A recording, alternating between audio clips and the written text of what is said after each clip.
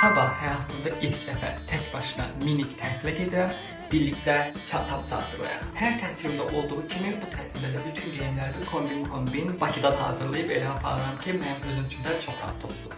Rəngini çox bəyəndiyim bu köynəyimi götürəcəm. Bunun altına isə son alışverişimdə əldə etdiyim bu qara şalvarı geyəcəm. Ayağı sancaq detallı bu cür şalvarımı götürürüm. Üzərinə isə bu sadə sviterimi götürürüm. Çantam artıq dolu demək olur.